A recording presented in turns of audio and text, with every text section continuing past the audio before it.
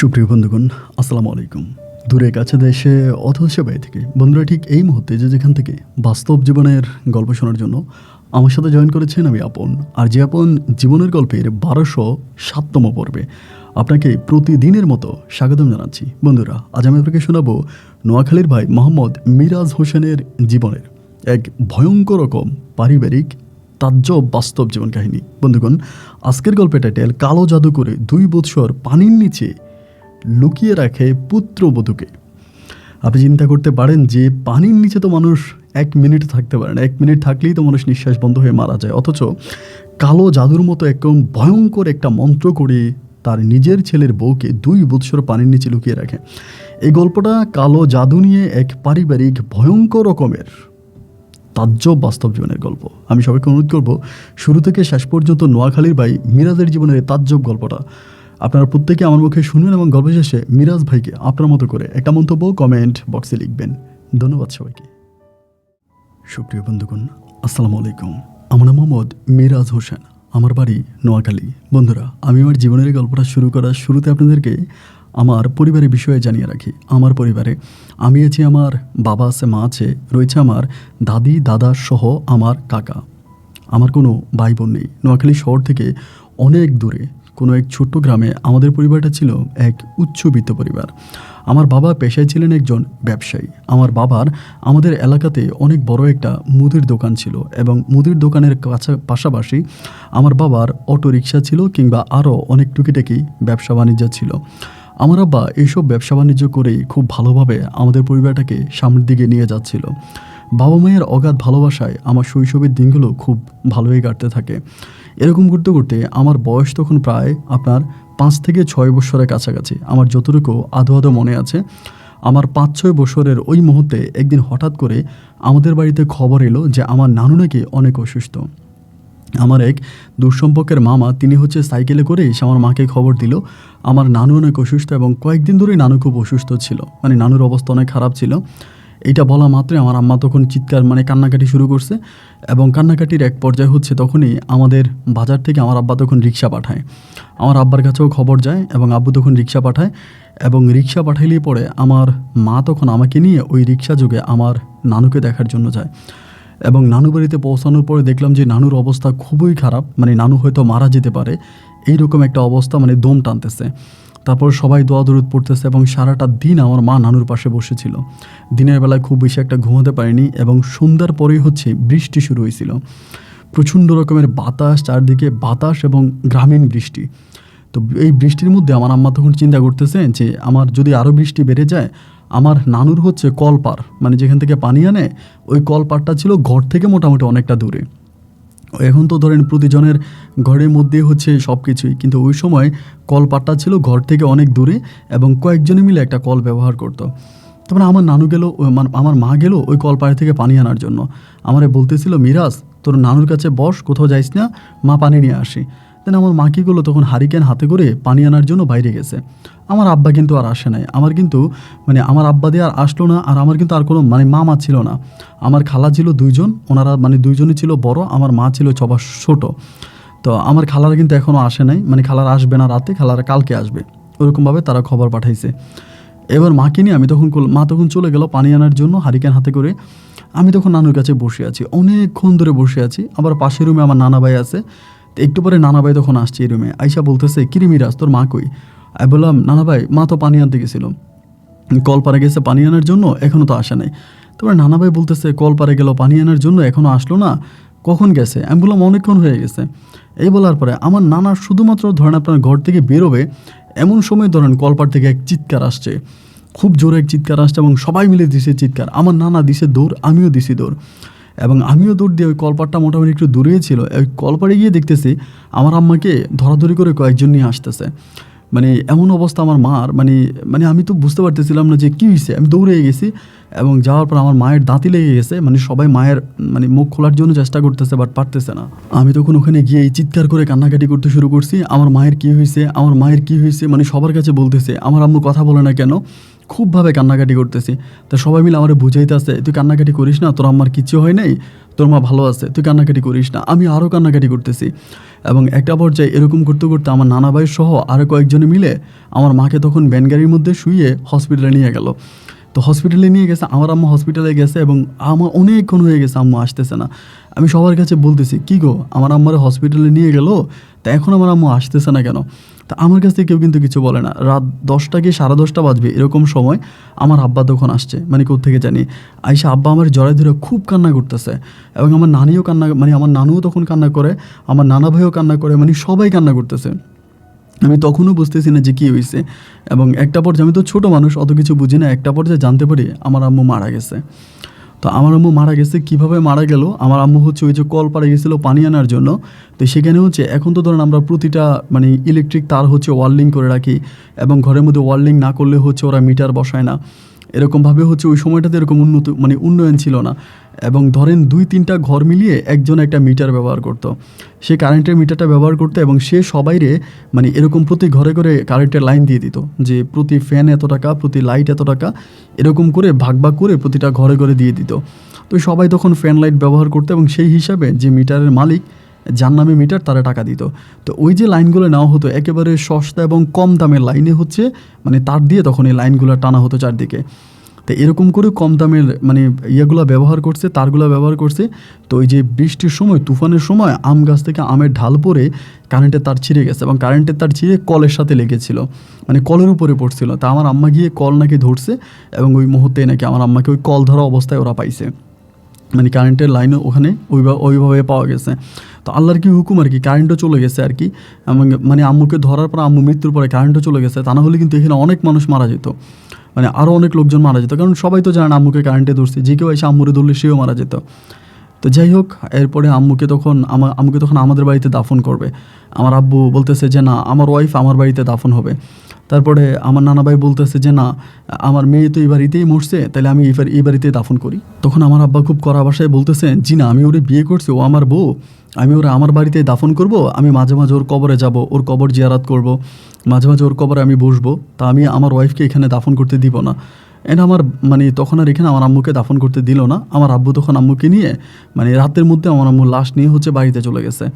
লাশ নিয়ে যখন বাড়িতে চলে গেছে, দেন আমিও তখন আমার রাতের বেলায় আমার আব্বু তখন আমাকে নিয়ে গেল এবং বাড়িতে যাওয়ার পরে সবাই আমার আম্মুর জন্য কান্নাকাটি করতেছে। মানে আমার আম্মু ওই গ্রামের খুব ভালো একটা মহিলা ছিল, মানে সবাই আমার আম্মুকে অনেক মানতো, আমার কথা শুনতাম, অনেক ভালো ছিল, সবার সাথে খুব ভালো ব্যবহার করতো, অনেক নম্র ভদ্র, খুব আচার ব্যবহার অনেক ভালো ছিল। এবার যেটা হইলো সেটা হচ্ছে আমার আম্মুর দাফন কাফন হয়ে গেল, সকালবেলা ভোরে ভোরে আম্মুর দাফন হয়ে গেছে। এবং আম্মুর দাফন হয়ে যাওয়ার পরে আমি কিন্তু ভাই তখনও বুঝি না যে আমার মা নাই, মানে আমার যে মা নাই এটা আমি তখনও বুঝতেছি না। আমি তখনও ভাবি যে আমার আম্মু আসবে, আমাকে কোলে নেবে, আমার আম্মু আমাকে আদর করবে, আমার আম্মু আমার কাছে আসবে, মানে আমি এগুলো তখনও মনে করতেছি। আমার মা যে মরে গেছে, আমার মা যে নাই, এটা আমার মাথার মধ্যেই নেই। তা আমি মাঝে মাঝে আম্মুর কবরের কাছে গিয়ে আম্মুর কবর করতে শুরু করলাম, যে আম্মু উঠে না কেন, আম্মু এটার মধ্যে শুয়ে আছে কেন, আম্মুর উঠে আনেন, মানে এরকম করতাম আমি, মানে খুবই অবুঝ ছিলাম। তো এরকম আম্মুর জন্য কান্নাকাটি করতাম। তো সবাই তখন আমার আব্বারে বলতো, মানে আমার দাদা দাদি যারা ছিল সবাই বলতো যে এরকমভাবে হচ্ছে ছেলেটা কান্নাকাটি করে, তুই একটা বিয়ে কর। আমার আব্বারে বলতেছে। আমার আব্বা বলে, সৎমা ভালো হয় না, এবং সৎমা যদি আসে তাহলে আমার ছেলেটার উপরে অত্যাচার করবে, আমি বিয়ে করব না। আমি আমার ওয়াইফকে অনেক ভালোবাসি এবং সেই ভালোবাসা নিয়েই আমি আমার বাকি জীবনটা কাটাই দিব, আমি কোনো বিবাহ বন্ধনে জড়াবো না। তারপরে আমার নানা ননু, আমার দাদা দাদি সবাই আমার মানে আমার ইয়েরে ধরছে, আমার আব্বুরে ধরছে, না বিয়ে করাই লাগবে, এটা কী ধরনের কথা, তোমার এখনও পুরো বয়স পড়ে আছে, একটা মাত্র ছেলে, তোমার এখন কি বয়স হয়েছে, তুমি বিয়ে করো। আমার আব্বু আমার আম্মুর কবরে গেছে গিয়ে সবসময় বসে থাকতো, আম্মুর কবরের কাছে গিয়ে মুনাজাত দিত, আম্মুর কবরে কান্নাকাটি করতো। কিন্তু আমার মানে সবাই আমার আব্বুরে ধরছে যে না, তো আপনার বিয়ে করতেই হবে, আপনি বিয়ে করেন। পরে আব্বু কী আর করবে, মানে সবার চাপে পড়ে আব্বু তখন বিয়ে করতে রাজি হলো। এবার বিয়ে করতে রাজি হলো, দেন এদিক সেদিক হচ্ছে মেয়ে দেখতেছে আমার আব্বুর জন্য। এমন করতে করতে একটা মানে মেয়ে আমার আব্বুর জন্য ঠিক করা হয়। ওনার আগে বিয়ে হয়েছে, বিয়ে হওয়ার পরে হাজব্যান্ডের সাথে কোনো না কোনোভাবে হচ্ছে ভালো ছিল না, ডিভোর্স হয়ে গেছে। তা মেয়েটাও দেখতে শুনতে অনেকটা ভালো ছিল মহিলাটা। তো আমার যতটুকু মনে আছে, আমারে প্রথম যেদিন আব্বু দেখতে নিয়েছিল, পরে আব্বু আমারে বলতেছে, এটা কি তোর আম্মুর মতো লাগে, আমারে বলে। তাই আমি বলি, হ্যাঁ আমার আম্মুর মতো লাগে। এইটা বলার পরে না, উনি আমাকে সাথে সাথে কোলে জড়াই নিছে, কোলে জড়াই নিয়ে না কপালে চুমো টুমো দিয়ে বলতেছে, এইটা আমার আব্বু। কে কইছে তোমার আম্মু মারা গেছে, এই যে তোমার আম্মু। আমি মানে খুবভাবে আমাকে আদর করতেছে, মানে আমার আব্বু দেখতে গেছে, মানে ওই সময় মেয়ে দেখতে গেছে বিয়ের জন্য না, আবার আমি ওনার ছাড়া আসবো না। আমি আমার আব্বারে বলতেছি না আমি ওনার ছাড়া যাবো না। সবাই বলতেছে উনি আজকে থাকুক, কালকে তুই নিয়ে যাস, কালকে নিয়ে যাস। না না না, আমার কথা হচ্ছে আমি ওরে নিয়ে যাবো, আমি ওনার ছাড়া যাবো না। সবাই বলতেছে এখনও বিয়ে হয়নি, তো বিয়ে হইলে তুই নিয়ে যাবি। আমার কথা হচ্ছে যে না, আমি এখনই নিয়ে যাব। এবার বুঝেন, আমার আব্বার শুধু আমার খুশির জন্য ওই বিকেলবেলা কলমা কাবিন করে আমার ওই মানে কোনো রেডি নাই, কোনো প্রিপারেশান নাই, কিচ্ছু নাই, শুধুমাত্র আমার মুখের দিকে তাকে ওই রাতের বেলায় কলমা কাবিন করে আমার মাকে মানে আমার সৎমাকে আমাদের বাড়িতে নিয়ে আসে। তা আমার সৎমায় আমাদের বাড়িতে নিয়ে আসার পরে আমি ওই বাসর ঘরে মানে আমার আব্বুর বাসর তৈরি করে ওই বাসর ঘরে আমি আমার সৎমায়ের সাথে ঘুমাই, মানে আমার আব্বু আম্মু মাঝখানে আমি তখন ঘুমাই। মানে এরকম একটা অবস্থা। আমার আব্বু আমাকে অনেক আদর করতো, মানে এত আদর করতো যেটা আসলে বলার মতো না। আব্বুর ভালোবাসা আমি কখনো ভুলতে পারবো না। এরকম করে সময়গুলো সামনে দিয়ে কাটতেছে এই কয়েকটা দিন পরে, বেশি না 15-20 দিন পরে আমার আম্মা আস্তে আস্তে মুখ কালো করে ফেলে, মানে আমার সৎমা, যে মানে আমরা আমাদের হাজব্যান্ড ওয়াইফ এক রুমে থাকবো, ছেলের বয়স হয়েছে, এই বয়সও আমাদের সাথে কেন ঘুমাবে, ওরে আলাদা ঘুমাইতে দাও। মানে এরকমভাবে আব্বুর সাথে ঝগড়া করতেছে। আব্বু বলে মিরাজ তো সবসময় আমাদের সাথেই ঘুমায়, ও তো কখনো আলাদা ঘুমায় নাই, আর ও আলাদা ঘুমাইলে ও ভয় পাবে, ও ভয় পায়, ওরা আলাদা ঘুমাতে দেওয়া যাবে না। তারপর বলতেছে যে আমার মানে সৎমা বলতেছে না না না, ওরে আলাদাই ঘুমাইতে হবে, ও এখানে ঘুমাইতে পারবে না। এই নিয়ে আমার আব্বুর সাথে ঝগড়া করতো, এবং ঝগড়া করে একটা পর্যায়ে আমার আব্বা তখন কী আর করবে, বলতেছে আচ্ছা ঠিক আছে। পরে আমাকে আলাদা করে দিল, আমাকে আমার আব্বু আলাদা করে দিল। আমি তখন আমার দাদা দাদুর সাথে ঘুমাইতাম। এরকমভাবে সময়গুলো কাটতে কাটতে আল্লাহর কি হুকুম, আমার দাদাভাই মারা যায়। দাদাভাই অনেক অসুস্থই ছিল, আমার দাদাভাইয়ের শারীরিক কন্ডিশনটা খুব বেশি একটা ভালো ছিল না, দাদাভাই মারা গেল। এবার দাদাভাই যখন মারা গেছে, দাদাভাই মারা যাওয়ার পরে আমি তখন আমার দাদু বোনের সাথে ঘুমাইতাম। এমন করতে করতে আমার মা তখন মানে আমার সৎমা তখন গর্ভবতী হয়। আমার সৎমায়ের পেটে বাবু আসে। তো বাবু আসার পরে আব্বু অলওয়েজ আমার সৎমাকে নিয়ে খুব ব্যস্ত, কখনো ডাক্তারের কাছে, কবিরাজের কাছে, এখানে ওইখানে বিভিন্ন জায়গায় নিয়ে যায়। এরকম করে দিনে রাতগুলো কাটতে কাটতে আমার সৎমায়ের ঘরে আমার একটা সৎ বোন হলো, আমার ওই বোনটার নাম রাখা হয়েছে মাহমুদা। খুব সুন্দর একটা নাম রাখা হলো, এবং আমার সৎ বোনটাও দেখতে অনেক সুন্দর হয়েছে, মানে আমার সৎমায়ের মতো এরকমভাবে হয়েছে। এবং সৎ বোনটা হওয়ার পরে আমি তো আমার সারাদিন আমার বোন নিয়ে পড়ে আছি, মানে ও তো ছোটো ছিল, সারাদিন ওর নিয়ে পড়ে থাকতাম, ওর কপালে চুমো দিতাম, ওরে আদর করতাম, সারাদিন থাকতাম।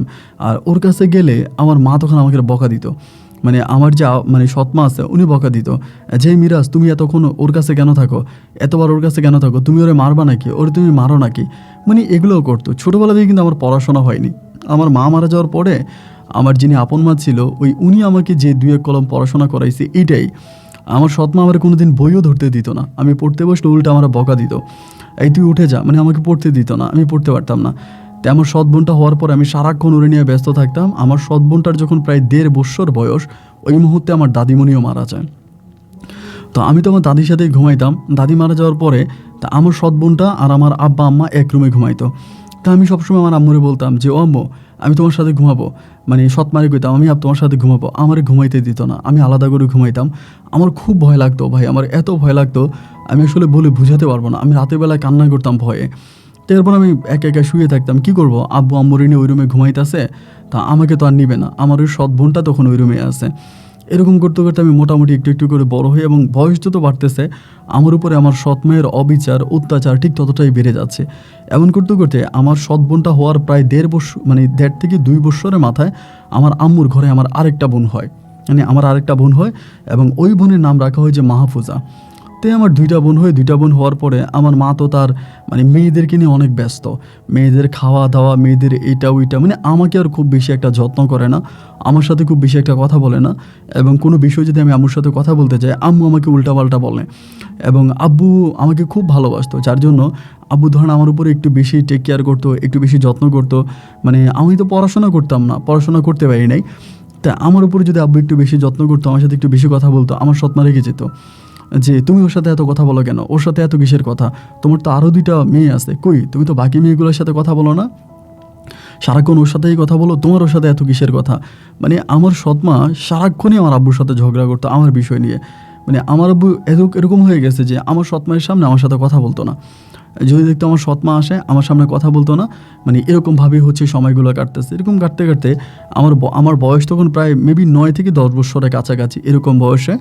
তা এরকম বয়সে হলো কি, একদিন আমি মানে আপনার মাঠে ফুটবল খেলতে গেছিলাম। তো মাঠে ফুটবল খেলতে গেছি, ওইখানের মধ্যে আপনার তখন তো মাঠগুলো এত পরিষ্কার ছিল না, কিসের মধ্যে জানি লেগে আমার পাটা কেটে গেছে।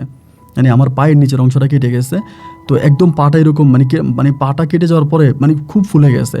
তো আমার আব্বুর কাছে তখন খবর আসছে, আমি ভয়ে কিন্তু আমার কাউরে বলি না বাড়িতে আইসা, যে আমি যদি আমার আম্মুরে যদি বলি তাহলে মনে করেন তো আম্মু তো আমার মারবে।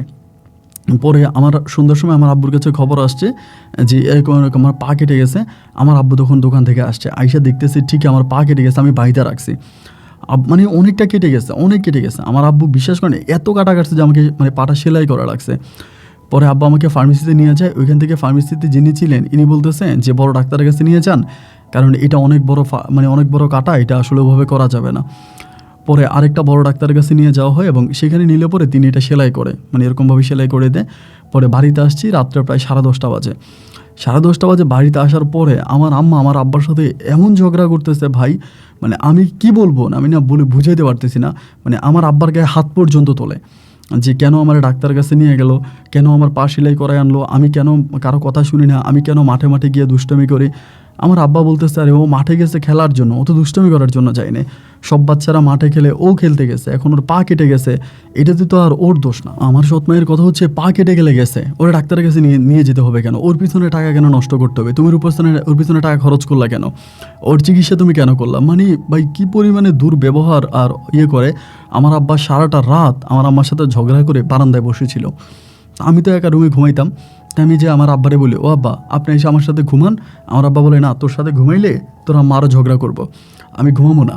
আব্বা সারা রাত মানে বারান্দায় বসে থাকে। আমি তখন আবার গিয়ে ঘুমিয়ে পড়ি এবং সকালবেলা আব্বা হাত মুখ দিয়ে দোকানে যায় এবং দোকানে গেলে পরে আমি তো ঘরের মধ্যে আসি। এই সকালে সৎমা বলতেছে তোর বাপ কই, আমারে বলে। আমি বললাম আব্বা তো দোকানে গেছে। তা দোকানে গেল কেন, নাস্তা করে গেল না কেন? এই দোকানের মধ্যে গিয়া আমার আম্মু কী যে করে আল্লাহ জানে। দোকান থেকে আইসা মানে আমি পরে শুনছি আর কি, আমার আব্বুরে নাকি মানে জুতো দিয়ে নাকি মারতে গেছে দোকানের মধ্যে। আমার সৎমা জুতো দিয়ে মারতে গেছে এবং পরে ঘরে আসছে। ঘরে আসার পরেই আমার সৎমা আমার মারতে শুরু করছে, এই তুই বাড়ি থেকে বেরিয়ে যা, তুই ঘরে থাকস কেন, তোর জন্য আজকে আমাদের সংসারে আগুন জ্বলতেছে, তোর জন্য আমাদের স্বামী স্ত্রীর মাধ্যমে কোনো মিল মহাব্বত হচ্ছে না, ভালোবাসা হচ্ছে না, এই তুই বাড়ি থেকে বেরো। মানে আমার খুব মারে। মারার পরে আমি তখন মানে খাওয়া দাওয়া করি না, সারাদিন খাওয়া দাওয়া করি না। আব্বু দুপুরে বাড়িতে আসে না। তো রাত্রেবেলায় আপনার ধরেন রাত্রে তখন 9টা বাজে, তাও কিন্তু ওই দিনে বৃষ্টি, মানে বাইরে বৃষ্টি হইতেছে। 9টা বাজে আমার সৎমা বলতেছে যা পানি নিয়ে আয়, মানে আমার ঝক দিয়া পানি নিতে পাঠাইছে। তো আমার তো ওই মানে মানে তো পা বসাইতে পারি না, পাটা তো ধরেন আপনার পুরো হয়ে গেছে, মানে সেলাই করা তো মানে পানি লাগতে ডাক্তারে মানা করছে। আমি এই বৃষ্টির পানির মধ্যে তখন মানে যে আমি মানে কল পাড়ে গেছি খাওয়ার পানি আনার জন্য এবং ওই সময় আমার আব্বা তখন দোকান থেকে আসছে। আসার পরে আব্বা আমারে বলে কিরে তুই এখানে আসলি কেন? আমি বললাম আম্মু বলছে পানি আনার জন্য। বলে তোর না পা কাটা, পায়েতে পানি লাগলে তোর এটা পাকবে না, সমস্যা হবে না? আমি বলি এখন আম্মু বলছে পানি আনার জন্য, পানি না নিলেও তো আম্মু আমারে বকবে। পরে বলে আয় বাড়িতে। পরে বাড়িতে গেছি, যাওয়ার পর আমার আব্বা শুধু আমার আম্মারে জিজ্ঞেস করলো এইটাই যে তুমি জানো না যে মেরাজের পা কাটা, এরপরে ওরে তুমি কেন পানি আনতে পাঠাইছিলা? এইটা বলা মাত্রই আমার আম্মা কী করছে, ওই দৌড়ে এসে আমার আব্বারে মানে ধাক্কা দিয়ে বসছে। তা একটা মানুষ তো, তাই না? আমার আব্বা তখন আর সহ্য করতে পারি নাই। আমি এই প্রথম দেখলাম আমার আব্বা আমার মায়ের ধরে মারতে শুরু করছে। পরে মারতেছে, মানে আমি গিয়া দৌড়ছি, আমার ছোটো 2টা বোন আছে, ওরা কান্নাকাটি করতেছে, না আব্বারে আর ছুটানো যায় না। এবং একটা পর্যায়ে গ্রামের মানুষ তখন চলে আসে, এই বাড়ির ওই বাড়ির। আমার আব্বা আমার আম্মারে মারে, আমার আম্মু জুতা দিয়ে আমার আব্বারে মারে সবার সামনে, জুতা দিয়ে মারতেছে। এবং এরকম করতে করতে আম্মু মানে প্রায় উলঙ্গ হয়ে গেছে। এরকম একটা অবস্থা যে উলঙ্গ হয়ে আমার আব্বার লুঙ্গি ছিল পরনে, লুঙ্গি টাইনে খুলে ফেলছে, আব্বুর শার্ট টাইনে খুলে ফেলছে, মানে আমার আব্বুর শরীরে আর কিছু রাখে নাই। তাই গ্রামের সবাই আহারে সি সি সি সি সি সি করতেছে এবং সবাই তখন যে যার মতো করে চারদিকে চলে গেছে। এবং চলে যাওয়ার পরে মানে মানুষের এখানে দাঁড়াই থাকতে পারতেছিল না, যে মানে দুজনেই প্রায় মানে এই অবস্থা। এরপরে আমার আব্বু তখন রাগ করে ঘর থেকে বেরিয়ে গেছে, মানে বাড়ি থেকে চলে গেছে। আব্বু চলে যাওয়ার পর আমি তো ঘরের মধ্যে গিয়ে দরজা লাগাই রাখছি, কারণ আমার আম্মা তো এসেবার আমার মারবে, যেহেতু আমার জন্য ঝগড়া। আমি গিয়ে ঘরের দরজা লাগিয়ে রাখছি। আমার যে দরজা ধাক্কাইতে আসছে, ওই দরজা খোল, আজকে তোরও জবাই দিব, আজকে তোরও মারবো। আমি তখন আর দরজা খুলি না, মানে ভয়ে ভয়ে দরজাটা আটকে ঘরের মধ্যে বসে আছি। পরে অনেকক্ষণ পরে আমার আম্মা সৎমা ঘুমিয়ে গেছে, আমি আর খাইও নাই। তাই সকালবেলা মানে ভোরে মানে আমি ঘুম থেকে উঠতেছি না, দরজা খুলতেছি না, কারণ আমার রুমের দরজা খুললেই তো আমার মানে মারবে টারবে। এরকম দরজা বন্ধ অবস্থায় চারদিকে কেমন চিৎকার চেঁচামেচি, এরকম শোনা যাচ্ছিল, কিরে এরকম চিৎকার চেঁচামেচি শোনা যায় কেন, মানে প্রচুর চিৎকার চেঁচামেচি, এরকম এরকম একটা অবস্থার মধ্যে আমি তখন দেখলাম যে মানে প্রচুর কান্না শোনা যাচ্ছে, এদিক সেদিকে কান্নার শব্দ শোনা যাচ্ছে। এবং কান্নার শব্দ শোনা যাওয়ার পরে আমিও তখন ঘর থেকে বেরোইছি। ঘর থেকে বেরোয় দেখলাম সব আমাদের বাড়ির সব মানুষগুলো মানে আমাদের এদিকে একটা বিলের পার বলে একটা জায়গা আছে, বিলের পাড়ের দিকে যাইতেছে। এবং আমিও তখন বিলের পাড়ের দিকে দৌড়ে গেলাম, এবং বিলের পাড়ের দিকে যাওয়ার পরে দেখি একটা আম গাছের নিচে আমার আব্বাকে শোয়াই রাখছে। একটা আম গাছের নিচে আমার আব্বা শুয়ে আছে, এবং মানে মানে আমার আব্বা মারা গেছে, আত্মহত্যা করে মারা গেছে। এবং বিলপাড়ের মধ্যে আমার আব্বাকে গাছের নিচে শোয়াই রাখছে। এবং আব্বাকে দেখার পরে মানে আব্বু মারা গেছে, মানে কি বলবো বলে বুঝাইতে পারবো না। আমার সৎমা তখন আমার আব্বারে ধরে চিৎকার করে কান্না করতেছে, তুমি আমারে কার কাছে দিয়ে গেলা, তোমার সন্তানদেরকে কার কাছে দিয়ে গেলা। মানে আমার সৎমা আমারে জলে ধরে চিৎকার করে কাঁদতেছে। মানে আমি অবাক হয়ে গেলাম, ওনার চোখে কিন্তু এক ফোঁটা পানি নাই, মানে চিৎকার দিতেছে, ওনার চিৎকারে এখানে মানুষ দাঁড়াই থাকতে পারতেছে না, কিন্তু চোখে এক ফোঁটা পানি নাই। এবং এরপরে পুলিশ আসে, এবং পুলিশ আসার পরে আমার আব্বা লাশ তখন পুলিশ ওখান থেকে নিয়ে যায়। আমার সৎমা মানে আইরি কান্নাকাটি, মানে পুরো গড়ায় গড়ায় কাঁদতেছে। গ্রামের সব মহিলারা আমার আম্মারে বলতেছে যে কাঁদো না, স্বামী মরে গেছে, স্বামী থাকতে তো আর স্বামীর মূল্যায়ন করে নাই, স্বামীর দাম দেও নাই, এখন স্বামী মরে যাওয়ার পরে কান্দা কেটে লাভ আছে, এখন আর কান্নাকাটি করো না, কান্নাকাটি করে কী হবে। আমার সৎমা কান্নাকাটি, যাকে একটা সময় লাশ আসছে বাড়িতে, আসার পরে লাশ দাফন কাফন হয়ে গেল। এইবার এই লাশ দাফন কাফন হয়ে যাওয়ার পরে আমার আব্বার কিন্তু অনেক সয় সম্পত্তি ছিল, মানে অনেক জায়গায় সম্পত্তি। আমার আব্বা ব্যবসা বাণিজ্য করতো, মানে প্রচুর জায়গা, কিন্তু অনেক জায়গায় সম্পত্তি। তো এবার আমার মা সৎমা করলো কি, জায়গা কোনোটা বর্গা কোনোটা বাগা এমনি অমনি দিয়া তখন পরিবার চালাইতে আসে, অনেক টাকা ইনকাম করতেছে। তো আমার সৎ মায়ের ভাই ছিল, মানে ওরা মানে আমার সৎ ভাইয়ের মানে সৎ মায়ের ভাই ছিল, ভাইরা তখন আসতো এই বাড়িতে। সৎ মায়ের ভাইরা আসতো, আইসারা জমি চাষাবাদ করতো, এবং চাষাবাদ করে ওরাই নিয়ে যাইতো, ওরা চাষবাস করতো, ওরা বিভিন্ন ধরনের ফসলাদি লাগাইতো, ওরাই নিয়ে যাইতো। মানে এমন একটা অবস্থা যে ভাই আমারে 3 বেলা 1 বেলা খাবার দেওয়া হতো না। খাবার খাইতে গেলে আমার সাথে ঝগড়া করতো, খাবার খাইতে গেলে আমার সাথে ঝগড়া করতো, তাই খাবার খাবি কেন, তুই খাবার খাইতে আসোস কেন, মানে এরকম করে আমার সাথে ঝামেলা করে ঝগড়া করে, এরকম করে আমার তখন দিন আর রাতগুলো পার হইতেছিল। এমন করতে করতে আমি বেশিরভাগ সময় যে জিজের পারে মানে বিলের পারে আমার আব্বা মারা গেছে, তা আমি ওই গাছগুলোর নিচে সবসময় গিয়ে বসে থাকতাম, এগুলোর মানে নিচে বসে থাকতাম, এবং ওই নীরব জায়গাগুলোর মধ্যে বসে থাকতাম। এমন করতে করতে একজন মহিলা মানে আমাদের পার্শ্ববর্তী বাড়িরে, উনি আমারে দেখতো যে বেশিরভাগ আমি ওখানে বসে থাকি। পরে উনি আমার একদিন ডাক দিয়ে জিজ্ঞেস করলো যে কিরে মিরাজ, তুই এখানে সবসময় এসে বসে থাকিস কেন, আর এখানে না তোর আব্বা মারা গেছে, তা যেখানে তোর আব্বা মারা গেছে এখানে তো তুই এরকমভাবে যদি বসে থাকিস তাহলে তো তোর আব্বুর আত্মা তোরা টানবে, তুই তো মরে যাবি। তাই আমি বলতেছি যে আমি ওনার দাদি বলি আর কি, আমি বলি দাদি তাহলে কি আমি আমার আব্বার কাছে যেতে পারবো, আমি তো আমার আব্বার কাছে যেতে চাই। পরে উনি বলে তুই ছোটো মানুষ এগুলো কী বলিস, তুই তোর বাবার কাছে যাবি, পাগল হইছিস, খাইছিস? আমি বললাম না খাই নেই। বলে আমার ঘরে আয় খাবি। আমি বললাম না আমি খাবো না, আপনার ঘরে খাইলে আমার সৎমা যদি জানতে পারে তা আপনার গালাগালি করবে। পরে বলে আমার কিচ্ছু বলবে না, তুই আয় তো। পরে আমার টাইনে নিয়ে খাইতে দিছে। তো পরে খাইতে দিচ্ছে ওনার আরেকটা মানে ওনার মেয়ের একটা মেয়ে আছে, মানে ওনার নাতিন আছে একটা, নাম হচ্ছে নূপুর। মানে ওনার মেয়েরও এরকম অবস্থা, ওনার মেয়েরই বিয়ে দিয়েছিল। তো ওনার নাতিনটা হওয়ার পরে মানে নূপুর হওয়ার পরে এই বাড়িতে চলে আসে, এবং চলে আসার পরে দেন ওই মেয়েটা মারা যায়, মানে নূপুরের আম্মু মারা যায়। তো উনি ওনার নাতিনটারে বড় করতেছে। এই মেয়েটা আমার থেকেও 2 বছরের ছোটো হবে, 2-3 বছরের ছোটো হবে। পরে মায়েরে বলতেছে যা পানি নিয়ে আয়, মিরাজ ভাত খাইবো। পরে পানি নিয়ে আসছে, আসার পর আমি ভাত খাইছি, পেট ভরে ভাত খাইছি। এবং ভাত খেয়ে দাদিরে জড়াই ধরে বলতেছি দাদি আজকে মনে হয় অনেক দিন পরে, আমার মা মরার পরে মনে হয় এতগুলো ভাত খাই নেই, আজকে একদম ভরপেট ভাত খাইছি, আমার পেট ভরে গেছে। পরে বলতেছে তোর যখনই খিদা লাগবো তুই তখনই আমাদের এনে চলে আসবি, তোর কোথাও যাওয়ার দরকার নেই, তোর মা যখন ভাত না দিব তুই আমার এখানে চলে আসবি। আমি বললাম আচ্ছা ঠিক আছে, আমার যখনই খিদা লাগবো আমি তখনই আপনার কাছে চলে আসবো। তো আমার যখনই খিদা লাগতো আমি এই ঘরে চলে আসতাম, আইসা বলতাম ও দাদি কী রান্না করছো, দাও খাই। তাই খাবার দিত, আমি খাইতাম। এই দাদির সাথে আমার সম্পর্কটা তখন খুব ভালো হয়ে যায়। এবং দাদির যে নাতনি আছে নূপুরের সাথে আমার ভালো একটা সম্পর্ক হয়। তখন আমার ভিতরে যে একাকিত্বের একটা ফিল, মানে পারিবারিক একটা কষ্ট, না পাওয়ার একটা যন্ত্রণা, এই জিনিসগুলো থেকে আমি আস্তে আস্তে করে বেরিয়ে আসতেছিলাম। এবং নূপুরও আস্তে আস্তে করে বড় হচ্ছে। ও পড়াশোনা করতো না, ছোটোকালে হয়তো মাদ্রাসায় একটু একটু পড়াশোনা করছে, এরপর আর পড়াশোনা করে না। ওর মামারা আছে, আবার নূপুরের মামা আছে। তো তখন নূপুর আমি বেশিরভাগ সময় মাঠে ঘুরতাম, মানে মাঠের মধ্যে নূপুর শাক আনতে যাইতো, অনেক সময় আপনার কুলমির শাক, এই শাক ওই শাক মাঠ থেকে উঠাইতে যাইতো। তারপরে ওই শাকগুলো তখন আমি সহ যাইতাম, গিয়ে ওরে শাক উঠিয়ে দিতাম, ওর দাদি রান্না করতো, শাক ভাজি করতো, তারপর আমরা কাঁচামরিচ দিয়ে ভাত খাইতাম।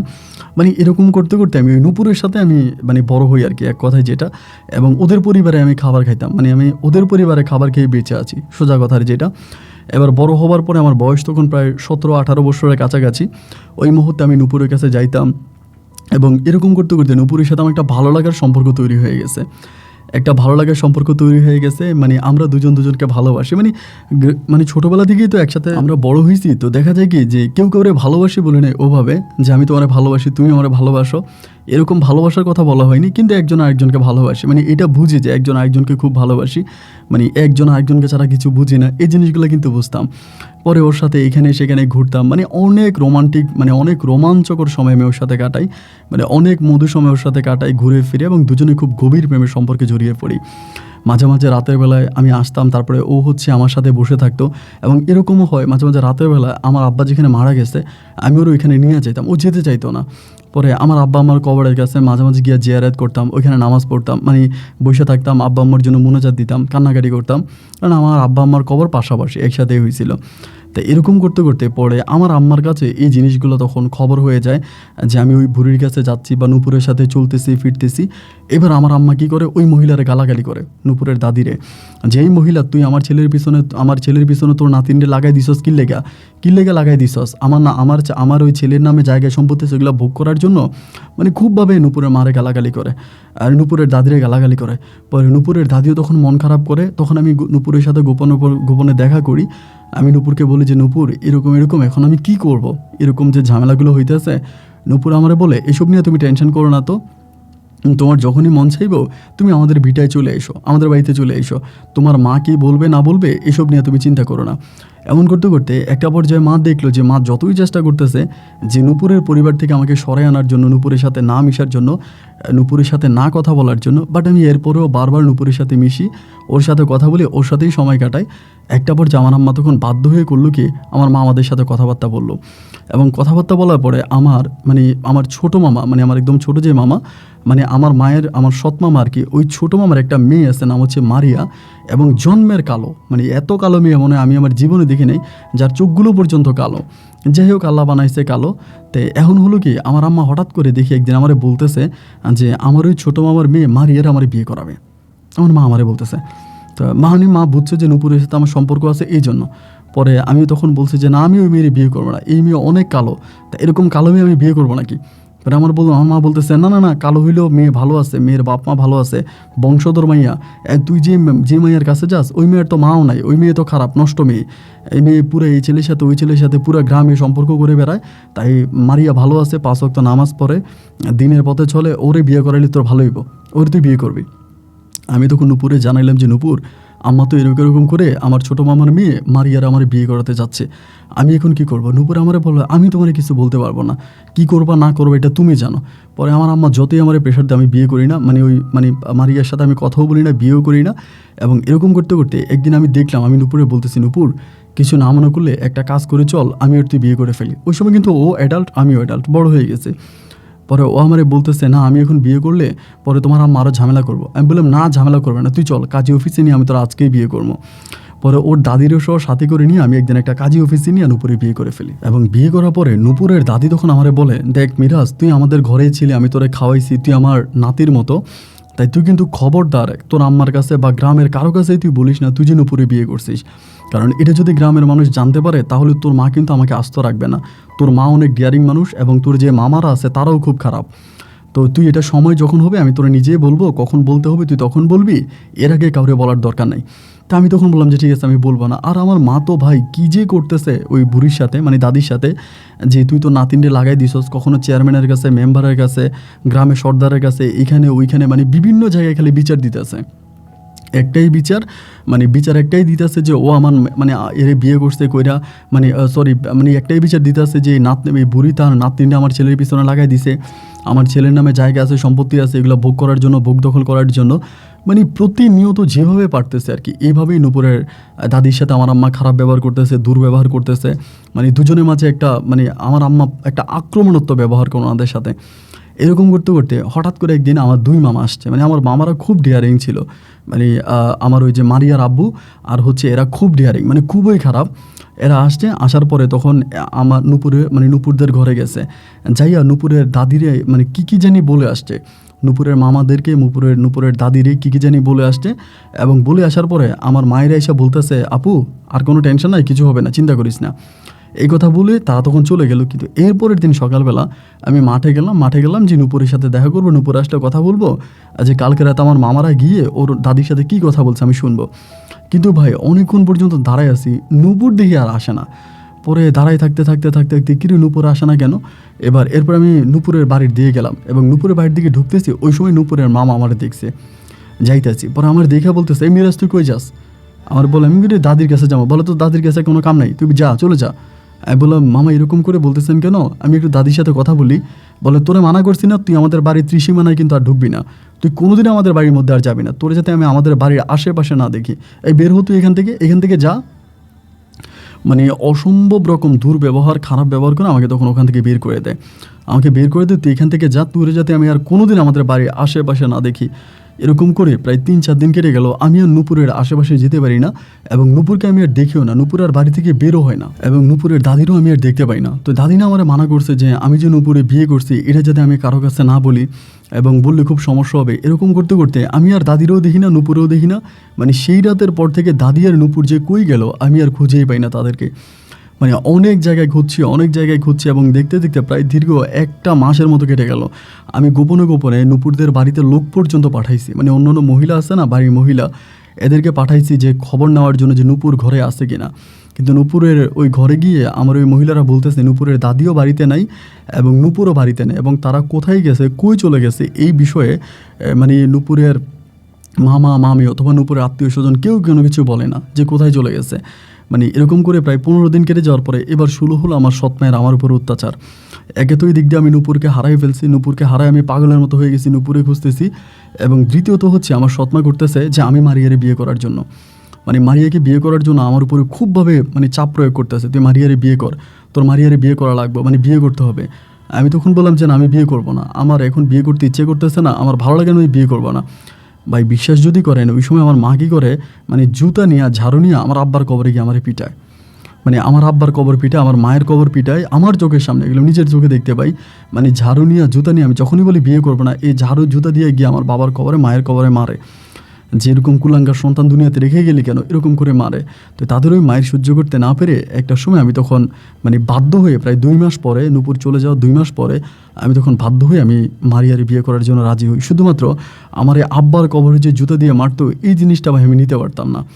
মানে এই জিনিসটা আমার সহ্য হয় না যে আমার আব্বার কবরে কেন জুতা দিয়ে মারবে। আমার আব্বা তো কোনো অন্যায় করে নাই, আমার আব্বা তো কোনো অপরাধ করে নাই, তো আমার আব্বার কবরে জুতা দিয়ে মারবে কেন? শুধু আমার আব্বাকে রক্ষা করার জন্য আমি তখন সহ্য করতে না পেরে আমি বললাম যে ঠিক আছে, আমি বিয়ে করব। আমার আব্বার কবরে জুতা দিয়ে মাইরেন না, আমার আব্বারে মাইরেন না, আমি বিয়ে করব। আচ্ছা ঠিক আছে, আমি বিয়ে করব। এরপর আমি বিয়ে করার জন্য রাজি হলাম। এবার আমার জন্য মেয়ে দেখা হলো এবং মেয়ে দেখা হলো এদিক সেদিকে মেয়ে দেখতেছে এবং ওই মারিয়ারে আমাকে বিয়ে করাই দিবে। পরে মারিয়ার জন্য কথাবার্তা সব কিছু ফাইনাল হলো। এবার আমি বিয়ে করে মারিয়ারে বাড়িতে নিয়ে আসছি। তো বাড়িতে নিয়ে আসার পরে আমি বাসর ঘরে, মারিয়ার সাথে আমার বাসর ঘর হবে, মানে ভয় না ভাই, ভাগের ঘরে ভাগে হয়, বিড়ালের ঘরে বিড়ালি হয়। বাসর ঘরে আসার পর আমি চিন্তা করতেছিলাম যে মারিয়ারে আমি সব কিছু বুঝিয়ে বলবো যে আমি নূপুরে বিয়ে করছি, নূপুর তো আমার বিবাহিতা বউ, এবং তুমি প্লিজ মানে আমার সাথে এরকম কোনো কিছু করো না, আমি আগে পরে নূপুরের কাছে চলে যাব, কারণ আমি নূপুরকে ভালোবাসি। এই জিনিসগুলো আমি ভাবছিলাম যে মারিয়ারে বুঝিয়ে বলবো এবং এইটা চিন্তা ভাবনা আমি করতেছি। কিন্তু ভাই মারিয়ার সাথে আমার যখন বাসর ঘরে ঢুকার পরে আমি এগুলো মারিয়াকে বলছি, মারিয়া দেখো এমন ঘটনা, এগুলো বলার পরে ওর ভিতরে না কোনো রিয়েকশান নাই। মানে আমি যে মানে অলরেডি ও আমারে কি বলে জানেন, আমারে বলে যে আপনার মতো এত সুন্দর একটা ছেলে, তা 2-1টা প্রেম করতেই পারেন, 2-1টা বিয়ে করতেই পারেন, তাতে কি? আমি বললাম দেখো আমি বিয়ে করছি, ওর অলরেডি আমার বউ, আমার কলমা কাবিন আছে। পরে বলে 1000টা থাকুক, তাতে কি, এখন তো আপনি আমাকে বিয়ে করছেন, এখন আমি আপনার বউ। মানে আমি ওরে বুঝাইতে পারলাম না, এবং বাসর ঘরে ওর যা করা দরকার আমার সাথে ওর জোর জবস্তি করে ও তাই করে গেল, এবং আমিও তা নির্বোধ বোকার মতো সহ্য করে গেলাম, কারণ আমার তো আর কিছু করার নাই। আমি কারে কি বলবো? এবার আমার উপরে হচ্ছে এক প্রখর নির্যাতন। মানে ও যেমনে বলে, মারিয়া যেমনে বলে আমার এমনি চলা লাগতেছে, মারিয়া যা বলে আমার তাই করা লাগতেছে। মানে আমি আর এগুলো নিতে পারতেছি না। এইভাবে মারিয়ার সাথে সংসার করলাম, তাও 3 মাসের মতো। এবং মারিয়ার ঘরে কিন্তু কোনো সন্তানাদি হয় নাই। ওই 3 মাসের মধ্যে আমি ওরকম কোনো নিউজ পাই নাই। এবং 3 মাস পরে হঠাৎ করে আমি খবর পাইছি নূপুর আর নূপুরের নানি নাকি বাড়িতে আসছে। এরকম খবর পাইলাম নূপুরের নানি বাড়িতে আসছে। আমি তখন মাঠের ধারে খবর পাইছি। খবর পাওয়ার পরে মাঠে কাজ করতেছি, এই খবর পাই আমি তখন দৌড়ে আমার বাড়ির দিকে আসছি। এবং আমার বাড়ির দিকে এসে দেখতেছি আমার বাড়ির ভিতরে প্রচণ্ড রকমের মানে ঝগড়া শোনা যাচ্ছে। কিরে ঝগড়া করতেছে কে, এরকম ঝামেলা করতেছে কে? পরে বাড়ির মধ্যে যাই দেখতেছি যে মানে নূপুর দাঁড়ায় আছে, মানে এরকম ঝামেলা করতেছে। পরে নূপুরের দাদি টাইনে নিতে মানে নানি টাইনে নিতে পারতেছে না, যে এখান থেকে চল, এখানে থাকিস না, চল, মানে টাইনে নিতে পারতেছে না। নূপুর বলতেছে আমি তোদের 14 গোষ্ঠী আইনের ভাত খাওয়াবো, এবং আমার কাছে এসে বলতেছে তুমি কিভাবে পারলা বিয়ে করতে। আমি ওরা বললাম যে তুমি কোথায় চলে গেলা, আমি তো আজকে 5টা মাস তোমাকে পাগলা কুকুরের মতো রাস্তায় ঘুরছি, তুমি কই গেলা। আমার বলে আমার জোর করে আমার দাদি এখান থেকে নিয়ে গেছে, আমার মামার আমার জোর করে এখান থেকে বিদায় করছে, আমি চলে গেছি, কিন্তু তুমি যে বিয়ে করে ফেলবা এটা তো আমি ভাবতে পারি না, বিয়ে করছো না, আমি তোমার মজা দেখাবো। এই বলে ও তখন করলো কি, মানে ওর মানে নানিরে ধাক্কা মাক্কা দিয়ে এখান থেকে চলে গেছে, এবং চলে গিয়ে থানাতে কী করছে না করছে আমি জানি না, আমি শুনছো নাকি থানাতে গেছে। তো এখনও থানাতে যাবে না কোথায় যাবে, আমি তো ওরে ভালোবাসি, আমি তো নূপুরে ভালোবাসি। এবং থানা থেকে তখন পরের দিনে সকালবেলা এসেই পুলিশ আমাকে ধরে ফেলে। সকালবেলা 8টা বাজে পুলিশ আসে, এবং পুলিশ আসার পর আমি নর্মালি পুলিশের সামনে যাই, এবং সামনে যাওয়ার পর আমার পুলিশ বলে আপনি নূপুর নামের কাউরে বিয়ে করছেন? আমি বললাম হ্যাঁ করছি। বলে নূপুরের পরে যে আরেকটা মেয়েকে বিয়ে করছেন এটা কি নূপুরকে জানাইছেন? আমি বললাম না জানাইনি। পরে বলে আপনার নামে নূপুরে মামলা করছে, চলেন। ওইখান থেকে নূপুর আমাকে তখন ধরে নিয়ে চলে গেছে, মানে পুলিশ আমাকে ধরে নিয়ে চলে গেছে। এবার ধরে নিয়ে চলে যাওয়ার পরে আমি তখন থানায় হাজতে, এবং থানা হাজতে থাকা অবস্থায় তখন আমি পুলিশের মাধ্যমে জানালাম যে আমি মারিয়াকে তালাক দিয়ে দিব, আমি সেকেন্ডলি যাকে বিয়ে করছি আমি তাকে তালাক দিয়ে দিব। এবং এইটা বলার পরে আমি তখন মারিয়াকে ওই জেলখানায় থাকা অবস্থায় তালাক দিয়ে দিই।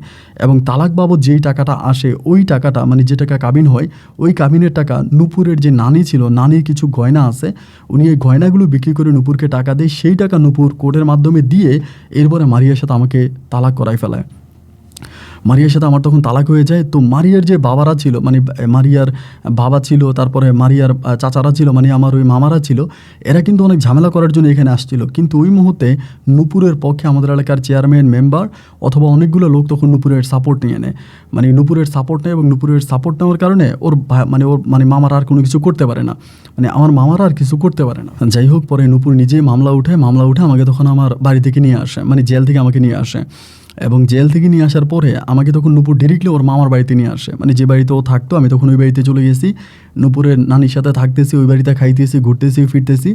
তো এদিক দিয়ে আমার মা কী করলো, মানে মনে হয় কারোর সাথে আলোচনা করছে বা কি, এরই মাঝে আমি নূপুরের বাড়িতে থাকার প্রায় 1 মাসের মাথায় একদিন সকালবেলা আমার মা আসছে, মানে নূপুরদের বাড়িতে, মানে নূপুরের নানার বাড়িতে আসার পরে আমার মা কী করছে, মানে গিয়ে হচ্ছে নূপুরের দাদির পা ধরে, মানে নূপুরের নানির পা ধরে চিৎকার করে কান্না করতে শুরু করছে।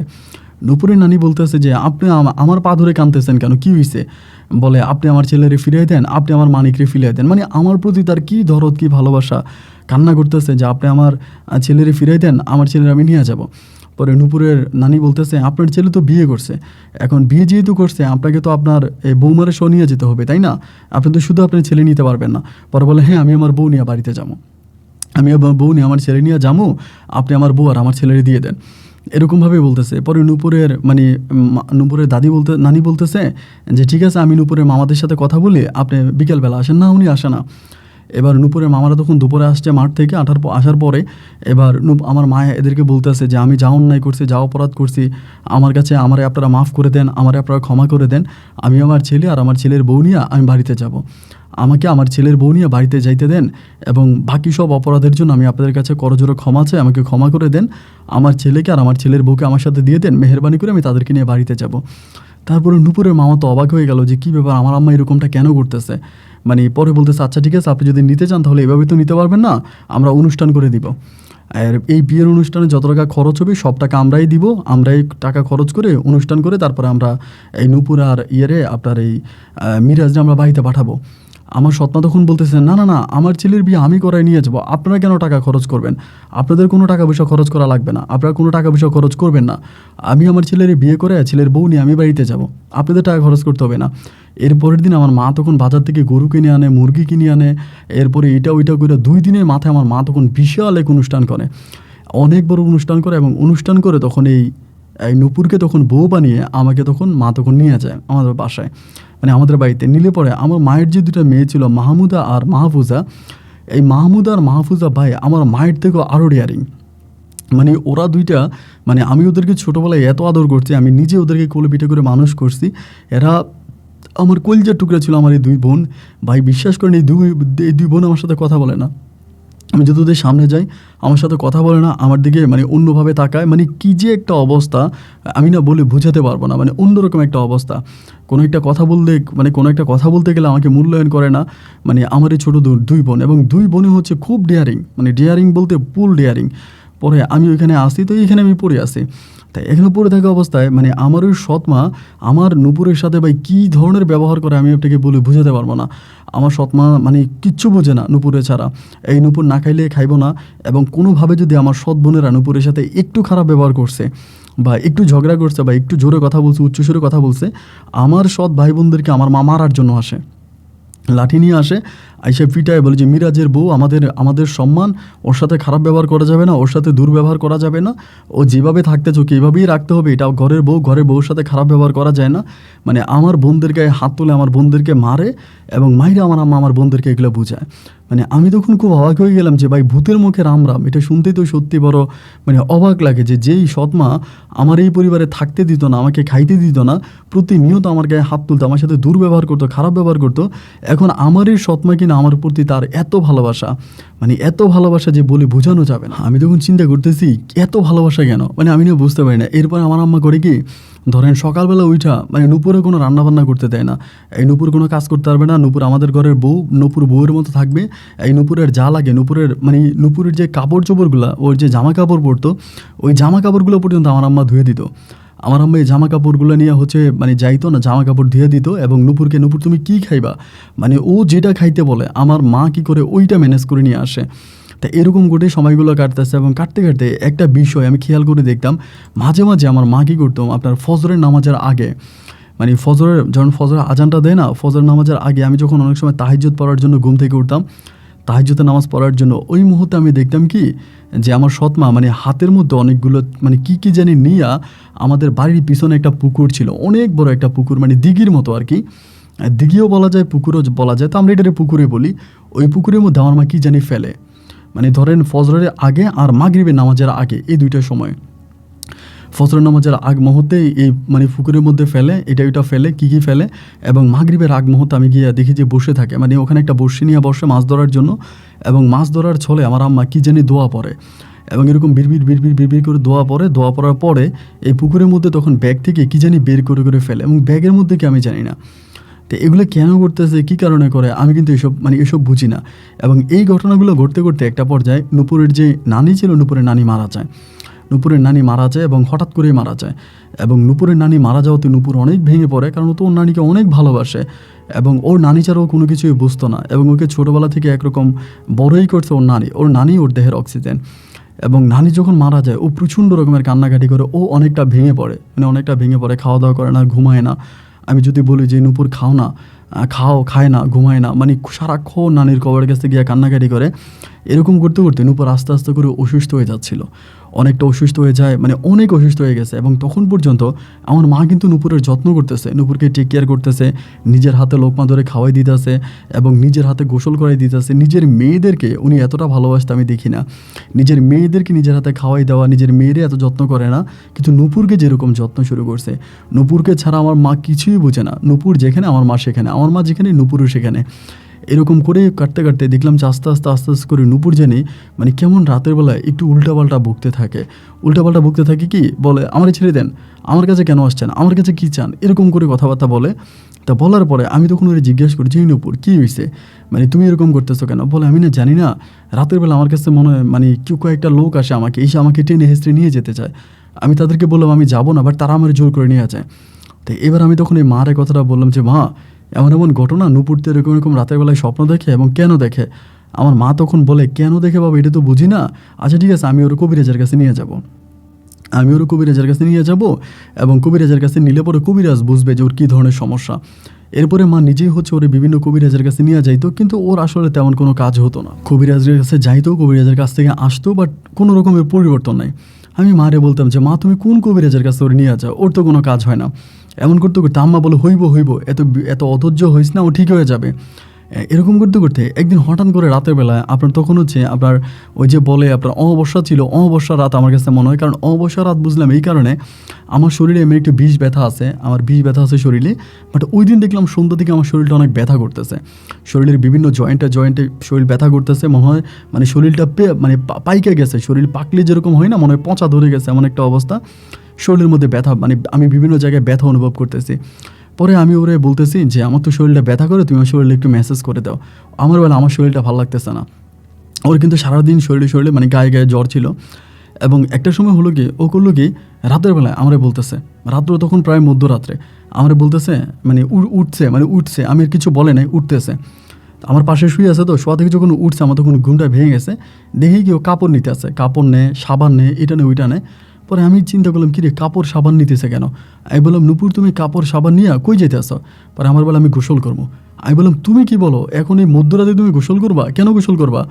আমার বলে, আমি গোসল করবো। পরে আমি মনে করলাম যে সারাটা দিনে তো মনে হয় জ্বর ছিল গায়ে, এখন মনে হয় জ্বরটা ছেড়ে দিছে। একবার খেয়াল করে দেখবেন, যদি আপনার জ্বর উঠে এবং জ্বর ছেড়ে দেওয়ার পরে শরীরের মধ্যে একটা মানে গরম ভাব বের হয়, একটা গরম ভাব বের হয়।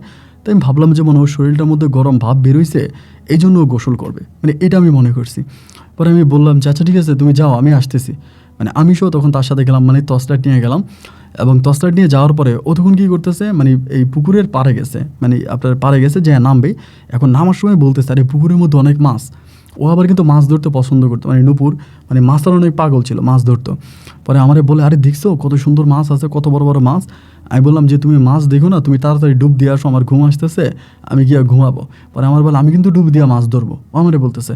আমি বললাম, ডুব দিয়া মাছ ধরবা? এটা তুমি কি বলো, ডুব দিয়া মাছ ধরবা? বলো, হ আমি ডুব দিয়া মাছ ধরবো। পরে ও তখন গেল, মানে এই যাওয়ার পরে ওইখানে ও ডুব দেয় না, মানে একদম মাঝখানের দিকে চলে যেতেছে। পরে আমি বারবার টর্চলাইটটিও বলতেছি, ও নূপুর মাঝখানের দিকে যাচ্ছ কেন? মাঝখানে যেও না, মাঝখানে না যেয়ে তুমি এই পারে আসো, এই পারে আসো, ওই মাঝখানে যেও না, মাঝখানে যাও না, এই পারে আসো, এই পারে আসো, এরকম করে আমারে মানে বলতেছে। আমি বলতেছে, ও আমার কথা শোনে না। সাঁতরায় একদম মাঝখান বরাবর চলে গেছে। এবং মাঝখান বরাবর চলে ও তখন ওইখানে ডুব দিছে। মানে ও যে ডুব দিছে, আমি টর্চলাইট কিন্তু টিপ দিয়ে আসি, ডুব দিছে, আমি এটা দেখছি। এখন ডুব দেওয়ার পরে ভাই ও আর উঠতেছে না, মানে ডুব দিছে, ডুব দেওয়ার পর আর উঠে না। না উঠার পরে কিরে আমি মনে করলাম, আবার আমার ভিতর তখন ভয় ঢুকে গেছে, কারণ এটা তো বর্ষার পানি আসছে। এখন বর্ষার পানির সাথে আবার কোনো কুমির টুমির চলে আসলো কিনা, কারণ দিঘিটা তো অনেক বড়, আবার কোনো কুমির টুমির ঢুকে গেল কিনা বর্ষার পানির সাথে। আমি তখন ওইখানে যখন ও আর উঠতেছে না, আমি তখন দিছি, মানে জোরে জোরে ডাকতেছি, জোরে ডাইকা ডুইকে আমি তখন দিছি লাভ, আমি নিজেই লাভ দিছি যে কী ব্যাপারে উঠতেছে না কেন, নাকি পানিতে ডুবে যাচ্ছে। আমি তখন লাভ দিছি, লাভ দিয়ে সাঁতার কাটতে কাটতে ওই জায়গা পর্যন্ত গেছি। জায়গা দিয়ে আমি ডুব দিয়া নিচে হাতাইতে আছি, মানে ডুব দিয়ে ওরে খুঁজতেছি, নিচে খুঁজতেছি, ওরে আর পাই না। এবার না পাওয়ার পর আমি তখন এই মাথা উঠে দিছি চিৎকার পুকুরের মধ্যে, জোরে জোরে চিৎকার করতে শুরু করছি, জোরে জোরে চিৎকার। আমার চিৎকারের শব্দ শুনে আশেপাশে অনেক বাড়িঘর ছিল, তারা তখন ঘুম থেকে উঠে আসছে, সাথে আমার মা উঠে আসছে, আমার বোনেরা উঠে আসছে, আমার বোন উঠে আসছে, মানে দুইটা বোন উঠে আসছে। এবং আসার পরে আমার মা, সবাই আমি বলতেছি যে আমি যে নূপুর এখানে গোসল করার জন্য ডুব দিছে, নূপুর যে এখানে আর উঠতেছে না। তা সবাই তখন আমার বলতেছে, তো তোর বউ মাঝরাতে গোসল করতে নামলো কেন? এইটা নতুন পানির মধ্যে মাঝরাতে গোসল করতে নামছে কেন? এবার আমার মাও তখন পানিতে নেমে গেছে নূপুরে খোঁজার জন্য, আমার বোনেরাও নামছে। এবং আরও গ্রামের অনেক লোকজন আছে, মানে চারপাশে গ্রামের বাড়ি, তো সবাই তখন দৌড়ে পুকুরে নামিয়ে গেছে। এবং নাইমে নূপুরে খুঁজতেছে, কেউ ডুব দিয়া, কেউ এমনি অমনে বিভিন্ন জায়গায় খুঁজতেছে। ও ভাই, খুঁজতে খুঁজতে রাত পেরিয়ে সকাল হয়ে গেল, ফজরের আজান দিল, পূবের আকাশে সূর্য উঠলো, ফর্সা হয়ে গেল সব কিছু, কিন্তু নূপুরকে আর পাওয়া গেল না। মানে সবাই বলতেছে যে মেয়েটা গেল কই, এখানে ডুব দিলে তো মানে কোথায় যাবে। এবার আমি সকালবেলা যখন ওরে পাই না, আমি তখন করলাম কি, দৌড়ে গেলে আমি সেলো মেশিন নিয়ে আসলাম, ওই যে পানি সেচ দেওয়ার জন্য মেশিন হয়, পানি সেচ দেওয়ার জন্য মেশিন নিয়ে আসলাম।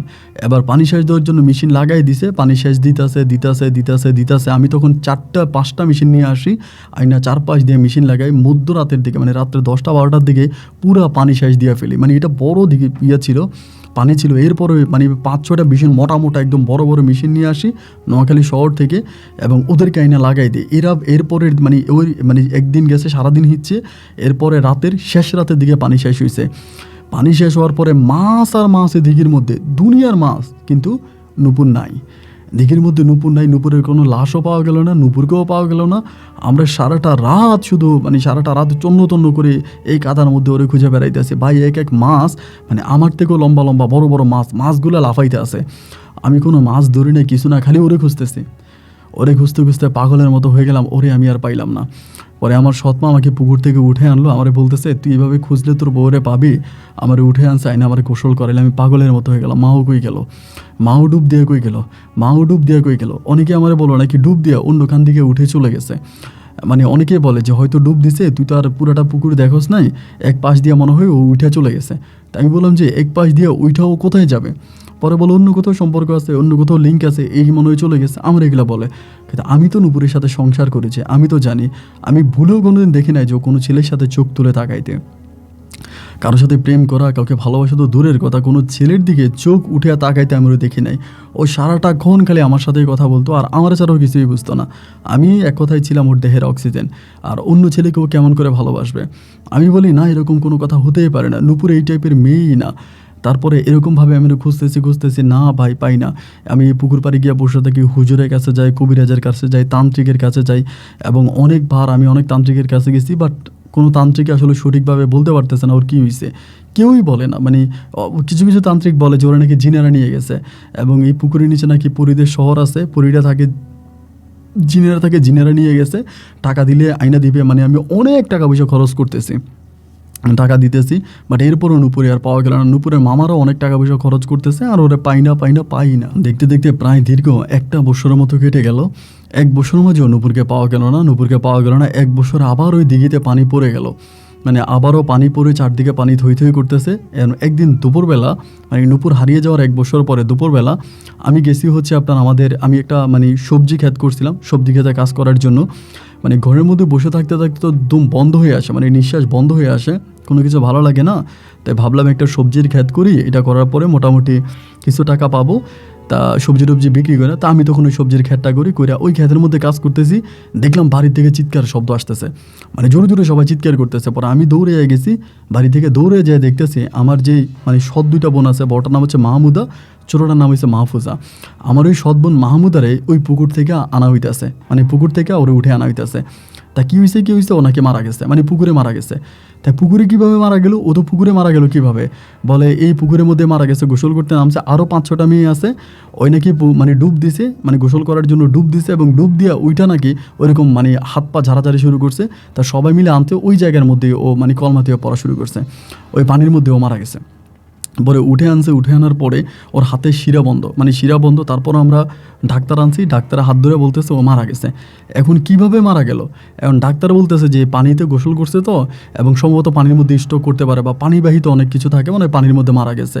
অথবা অনেক সময় হয় পানির মধ্যে এরকম ডুব দিয়ে অনেকক্ষণ থাকার পরে, মানে এরকম মেয়েরা, আমার এই বোনটা কিন্তু আমার অনেক মোটা ছিল, মাহমুদা অনেক স্বাস্থ্যবান ছিল, তো বলতেছে যে মনে হয় হার্ট অ্যাটাক করছে, এরা বলতেছে।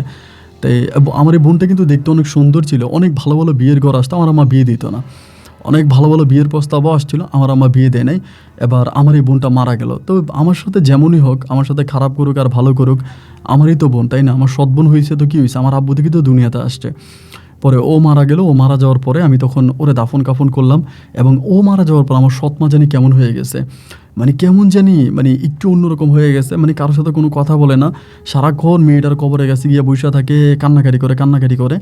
এই আমার এই সৎ বোনটা মারা যাওয়ার প্রায় আপনার 3 মাসের মাথায়, 3 থেকে 4 মাসের মাথায় আমার যে আরেকটা ছোটো সৎ বোন ছিল, নাম ছিল মাহফুজা, এই মাহফুজার নাকে মুখে রক্ত বাইরে হয়। মানে ও ধরেন কী করতো, মানে যে কোনোভাবে বসে আসে তো হঠাৎ করে কাশি আসতো, হঠাৎ করে মানে হাঁচি আসতো, এবং হাঁচি আর কাশির সাথে তাজা রক্ত বেরিত মুখ থেকে। মানে কি একটা অবস্থা, এরকম রক্ত বেরিত। আমি তখন বুঝতে পারতেছিলাম না যে এরকম অবস্থা কেন হচ্ছে। আমার আম্মা তখন ডাক্তারের কাছে নিত, আমি বড় ডাক্তার নোয়াখালী, আমি ঢাকাতে পর্যন্ত বড় হসপিটালে নিয়ে যাই, মাহমুদারে হসপিটালে নিয়ে যায় যে কী হয়েছে, এবং ওই বড় হসপিটালে নেওয়ার পরেও ওখানকারও ডাক্তাররা ধরতে পারে না। ওখানকার ডাক্তাররা বোর্ড মিটিং করে, অনেক বড় বোর্ড মিটিং করে, এবং বোর্ড মিটিং করেও কোনো রকমের সমাধা পায় না, ওরা ভালো করতে পারে না, অনেক চেষ্টা করে। এভাবে প্রায় দীর্ঘ 1 বছরের মতো আমার এই ছোটো বোন মাহফুজা এরকমভাবে অসুস্থ থাকে। আহারে ভাই, ওই মেয়েটার মুখের দিকে তাকাইলে যেই কোনো মানুষের না চোখে পানি চলে আসবে, পাষাণেরও চোখে পানি আসবে ভাই। আমার দিকে তাকায় থাকতো, চোখ দিয়ে 2টা পানি পড়তো, ভাত দিলেই ভাত গিলতে পারতো না, একদম শুকিয়ে হাড্ডি হয়ে গেছে। এরকম বলে আমার বোন, আমার মা কী করতো, শুধু মাহফুজার পায়ে ধরে কান্না করতো, ওরে সামনে রেখে নামাজ পড়তো, অনেক কবিরাজ টবিরাজের কাছে গেছে, কোনোভাবে কাজ হয় নাই। এবার না হওয়ার পরে একদিন হইল কি, বিকেলবেলা আমি উঠানের মধ্যে বসে আছি, আমার আম্মা আমার একটা ঠিকানা লিখে দিছে, কাগজে একটা ঠিকানা লিখে দিয়ে বলে কালকে সকালবেলা এই জায়গাটার মধ্যে যা। পরে ঠিকানাটা দেখলাম যে এটা একটা সীতাকুণ্ডের দিকে, চট্টগ্রাম সীতাকুণ্ডে। তাই আমি বললাম যে আমি এখানে কেন যাব সীতাকুণ্ডে? আমার আম্মা বলো এখানে একজন কবিরাজ আছে, মানে একটা কবিরাজের নাম বলে একজন বৌদ্ধ কবিরাজের নামটা লিখে দিছে। বলে ওনার কাছে যাবি, ওনার কাছে যাই ওই বৌদ্ধ কবিরাজটারে বলবি মানে মন্ত্র কাটার পানি পরা দেওয়ার জন্য। আর আরেকটা কাগজ উনি লিখে দিছে, বলে এই কাগজটা তুই পড়বি না, এটা ওনারে দিয়া পড়াইবি, এটা তুই পড়িস না, এটা ওনারে দিয়া পড়াইবি। আর বলবি যে মানে মন্ত্র কাটা তাবিজ দেওয়ার, মানে মন্ত্র কাটার পানি দেওয়ার জন্য, সে পানি দিব তুই নিয়ে আসবি। পরে আমার আম্মা ঠিকানাটা দিয়ে সকালবেলা আমার পাঠাইছে। তা আমি তো সরল বিশ্বাসে বা সরল মনে ওইখানে চলে গেছি সীতাকুণ্ডে পাহাড়ে, মানে সীতাকুণ্ডের দিকে একটা মন্দিরে লোকটা তখন থাকে, মানে বৌদ্ধ বিহারে আর কি। পরে বিহারে যাওয়ার পরে লোকটার সাথে মানে এই লোকটার কথা জিজ্ঞেস করলাম, এবং এই আমি জানতে পারি যে লোকটা 3 মাস আগে মারা গেছে। আমি যেদিন গেছি তার ঠিক 3 মাস আগেই লোকটা মারা গেছে। পরে আমি খবর পেলাম লোকটা মারা গেছে। পরে আমি ওইখান থেকে মারে ফোন করি, মার মোবাইলে ফোন করি, মা এমন এমন ঘটনা, লোকটা তো মারা গেছে। লোকটা তো নাই। আমার আম্মা বলে এটা কী বলিস নাই তুই? আমি বললাম হচ্ছে মারা গেছে। আম্মা বলে মারা গেলে তাইলে বলতো ওনার এখানে আর কেউ আছে কিনা, ওনার কাজ কেউ করে কিনা। পরে আমি আরও কয়েকজনের সাথে কথা বললাম, ওনারা বলে না, উনি যে কবিরাজি করতো বা উনি যে তান্ত্রিকের কাজ করতো এটা এখানকার কাউরি শিখাই যায়নি, কেউ করে না। পরে আমি চলে আসার পরে আমার আম্মা তখন কাঁদতে কাঁদতে আমারে বলতো যে আয় হাই রে, আমি এই আমি নুপুরে মারতে গিয়া আমার 2টা মেয়েরে মাইরে ফেললাম, আমি নুপুরে মারতে গিয়া আমার 2টা মেয়েরে মাইরে ফেললাম, খালি এটা বলে। তাই আমি মারে বলি যে মা তুমি নুপুরে মারছো, মানে তুমি নুপুরে কেন মারছো? মা বলে আমি নুপুরের জন্য তাবিজ করছি, আমি নুপুরের জন্য কালো জাদু করছি, নুপুরে পুকুরের মধ্যেই আছে। কি কোন তুমি নুপুরে পুকুরের মধ্যে আছে? কারে দিয়ে কালো জাদু করছো? বলে ওই লোকটারে দিয়া, ওই বৌদ্ধরে দিয়ে আমি কালো জাদু করছি, ওই বৌদ্ধ তো মারা গেল, এখন আমি নুপুরেও বা কেমনে বাঁচাবো? আর আমার মেয়ে তো একটা মরে গেল, এটাও তো মরার পথে। কিরে ভাই, আমি বললাম মা তুমি এটা কী বলো, তুমি কালো জাদু করছো নুপুরে? বলে হয় আমি করছি, নুপুরে পুকুরের মধ্যে আছে। এবার আম্মা কী করে, পুকুরে লাভ দিয়া ডুব দিয়ে নুপুরে খোঁজে পুকুরের মধ্যে। আজকে প্রায় আপনার প্রায় 1.5 বছর হয়ে গেছে নুপুর মারা গেছে বা নুপুরে আমরা পাই না। এই পুকুরের মধ্যে উনি ডুব দিয়ে মানে নুপুরে খোঁজে। এবার আমি বড় বড় কবিরাজদের কাছে যাইতাম, বড় বড় তান্ত্রিকের কাছে যাইতাম, এবং অনেক তান্ত্রিকদের কাছে গেলে, কবিরাজের কাছে গেলে এরা বলতো যে কালো জাদু সম্বন্ধে ওরা কোনো সাহায্য করতে পারবে না, বা কালো জাদু সম্বন্ধে ওরা কোনো সাহায্য করতে পারবে না, মানে কালো জাদু নিয়ে কিছু করতে পারবে না, আমার এটা বলেন। আমি তখন বললাম যে কালো জাদু নিয়ে কিছু করতে পারবেন না। এরপরে আমি আপনার ইন্ডিয়াতে দক্ষিণ প্রদেশের একটা কবিরাজের কাছে যাই, একটা তান্ত্রিকের কাছে যাই, এবং ওই দক্ষিণ প্রদেশের তান্ত্রিকের কাছে গেলে পরেও তান্ত্রিক সব কিছু দেখেও আমার একই কথা বলে যে এটা করছে সেই এটা কাটাইতে পারবে, সে ছাড়া অন্য কেউ কাটাইতে পারবে না, তো লাভ নাই, এটা যেভাবে করা হয়েছে ওই লোকটা বেঁচে থাকলে সে কাটাইতে পারতো, আর সে যেহেতু বেঁচে নাই এটা কাটানো সম্ভব না, এরপরও তুমি চেষ্টা করো। তারপরও আমি চেষ্টা করছি অনেক জায়গায়, এখানে সেখানে। আর এদিক দিয়ে আমার বোন মাহফুজা পুরো মরার অবস্থায়, কিন্তু মরতেছে না, মানে ও খুব কষ্ট পাচ্ছে। ওর কষ্ট দেখা মানে সবাই চিৎকার করে বলো আল্লাহ মেয়েটার নিঃশ্বাসটা নিয়ে যাও। মানুষটা বলে আল্লাহ বেঁচে থাকুক, সবাই বলে ও যেতে মারা যায়।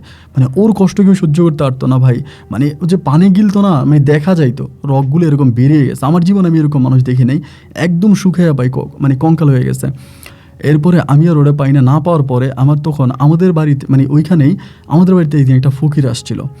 তো ফকিরটা আসছিল, একটু ফকিরটা মানে ওনারা ফকিরের মতো লাগতেছে না, কিন্তু আমার কাছে মানে ভিক্ষা করার জন্য আসছে। পরে ভিক্ষা দিয়ে যখন আসতেছিলাম ওনার শরীর থেকে আমি একটা দারুণ ঘ্রাণ পাইছি, নাকের মধ্যে একটা দারুণ ঘ্রাণ আসছে। তা মানে ফকিরের গায়ে থেকে তো এরকম ঘ্রাণ আসার কথা না, আর উনি ময়লা কাপড়ও পরে নাই। পরে আমি ওনারা ডাক দিলাম যে কাকা আপনার বাড়ি কই? তা আমার বাড়ির নাম বলে জমক জায়গায়। আমি বললাম যে আপনি ভিক্ষা করেন, আপনার তো পোশাক আশাক অনেক দামি। বলে না, এটা একটা সৌদির লোকে পোশাকটা আনছে, আমার দিছে, আমি গায়ে দিছি। তারপর আমি মনে করলাম যে সৌদির লোকটা মনে হয় সৌদির লোকটা মনে হয় এটা গিফট করছে, হয় না সৌদি আরবের অনেক পোশাক আশাকের মধ্যে তো অনেক দামি সেন্ট মারা থাকে, তো ভাবলাম যে হয়তো এরকম কিছু একটা হবে। এই লোকটা তখন কী করলো, এখান থেকে চলে গেছে। চলে যাওয়ার পরে কিছুক্ষণ পর আমি কোরআনের শব্দ পাচ্ছি, মানে আমি ঘরের মধ্যে জানালাটা খুলে বসে আছি, দেখি কে যেন কোরআন পড়তেছে। এবার আমি আসতে বাড়ি থেকে বেরোই দেখি যে ওই বৃদ্ধ লোকটা যারা আমি ভিক্ষা দিলাম উনি কী করছে, আমাদের ওই দিঘির পাটটার মধ্যে বসে উনি কোরআন শরীফ পড়তেছে। পরে আমি বললাম, পরে ওইখানে যাইলাম, উনি অনেক কোরআন পড়ে এবং আমার দিকে আসতে বন্ধ করে চলে যাচ্ছে। পরে আমি বললাম যে কাকা আপনি কোরআন পড়তেছেন, চলে যাচ্ছেন কেন? পরে বলতেছে, আমারে বলে তোর মনে কি কোনো কষ্ট আছে? এমনি বলে। আমি বললাম কষ্ট তো আছে। বলে এই জায়গাটায় বসে কোরআন শরীফ পড়, মনের কষ্ট দূর হয়ে যাবে। তোর মনের কোনো চাওয়া থাকলে এই জায়গায় বসে কোরআন শরীফ পড়, এই পানির দিকে তাকাইয়া তোর মনের চাওয়া পূরণ হইব। আমি বললাম আপনি কি? আপনি এই কথা বলতেছেন, বলে পর কোরআন পর, এই কথা বলে তখন হাইটা চলে যেতেছে। আমি তখন এই জায়গাটার মধ্যে দাঁড়াই আছি, অ্যান্ড কিছুক্ষণ পরে আমার কাছে মনে হলো যে লোকটা এটা বললো মানে তার মানে সে তো জানে। আমি তখন দৌড়ে তারে ধরার জন্য গেলাম যে আমি তারে বলবো যে এখানে আমার বউ এরকম ডুব দিছে, এরপর আমার বউর আর খুঁজে পাই নাই। আমি ভাই দৌড়ে লোকটার পিছে পিছে গেলাম, কিন্তু তারে আর খুঁজে পাইলাম না। মানে এই দিক দিয়েই গেছে, এই দিক দিয়ে আবার অনেক লোকজন আছে, অনেকেই জিজ্ঞেস করলাম যে এরকম একটা ফকির আসছে কিনা। সবাই বলতেছে আরে না, আমরা তো এখানে দাঁড়াই আছি, আমরা তো এখানে আছি, আমরা তো কোনো ফকির, আমরা কোনো ফকির টকির দেখি নাই, এখানে তো কোনো ফকির টকির আসে নাই। আমি বললাম যে এইমাত্র একটা ফকির আমার সামনে দিয়ে এখান থেকে গেছে, এইমাত্র একটা ফকির গেল, আর আপনারা বলতেছেন দেখেন নাই। বলে না, আমরা তো কোনো ফকির দেখি নাই, এদিক দিয়ে তো কোনো ফকির টকির যায় না, আমরা জানি না। তখন আমার মাথায় আসতেছে না যে কী ব্যাপার, তাইলে উনি কোথায় গেল। এবার উনি যে আমার যে কথাটা বললো, এই কথাটা বলার পরে আমি তখন করলাম কি, ঠিক এই লোকটার তো আর পাইলাম না, বাট আমার কাছে মনে হচ্ছে যে আধ্যাত্মিক টাইপের কোনো একটা কথা আমাকে বলে গেছে। এরপরে আমি কী করতাম, এখানে আমি তখন বসে বসে কোরআন পড়তাম। মানে সময় পাইলে এখানে বসতাম, পুকুর পাড়ে বসে কোরআন পড়তাম। অনেকেই আমার বলতে যে পুকুরে মহিলারা গোসল করে, মহিলাদের গোসলের সমস্যা, এখানে বসে কোরআন পড়লে। আমি বললাম না, এখানে কোরআন পড়বো। তো এখানে কোরআন পড়লে হয় কি জানেন ভাই, আমার শরীরটা অনেক ঠান্ডা হয়ে যায়, অনেক শীতল হয়ে যায়। মানে আমার এরকমটা মনে হয় যে আমি কোরআন, মানে এখানে যখন আমি কোরআন পড়ি আমার পুরোটা শরীর ধরেন একদম ঠান্ডা হয়ে যায়, শীতল হয়ে যায়। মানে আমার ভিতরে অনেকটা ভালো লাগে, আমার ভিতরে অনেকটা ভালো লাগে কাজ করে। তো আমি যখন এখানে কোরআন পড়ি, তো আমি এখানে বসে বসে কোরআন পড়ি, মানে প্রতিদিন এখানে বসে কোরআন পড়ি, এবং কোরআনটা পড়লে মনে হয় আমার শরীরটা ঠান্ডা হয়, কোরআনটা পড়লে মনে হয় আমার শরীরটা শীতল হয়। এইভাবে আমি অনেক দিন এখানে বসে বসে কোরআন পড়তেছি, আর ওর জন্য কান্না করতেছি যে এই নূপুরের জন্য। আল্লাহ নূপুরে একটাবার আমার কাছে ফিরে দেয়। আমার মা তো বলছে, আমার মা তো আমার বোনের নিয়ে এরকমভাবে পড়ে আছে। এমন করতে করতে একদিন হলো কি, আমি রাতের বেলায়, আপনার বৃহস্পতিবার রাত ছিল, আমি কি করছি, বৃহস্পতিবার রাতের বেলা এশার নামাজটা পড়ে আমি এসে কোরআনটারে পড়ছি। আমার আমি রাত্রেও এখানে বসে কোরআন পড়তাম মোমবাতি জ্বালায়া। কোরআন পড়া আমি এসে শুয়েছি, শোয়ার পরে রাত্রেবেলায় আমি হঠাৎ করে দেখতেছি কে জানি এসে আমার মানে দরজা ধাক্কাইতেছে, আমার দরজা খুলতেছে, দরজা ধাক্কাইতেছে, বলতেছে আমার শরীরটা ভিজা, দরজাটা খোলো, আমার বউয়ের কণ্ঠে।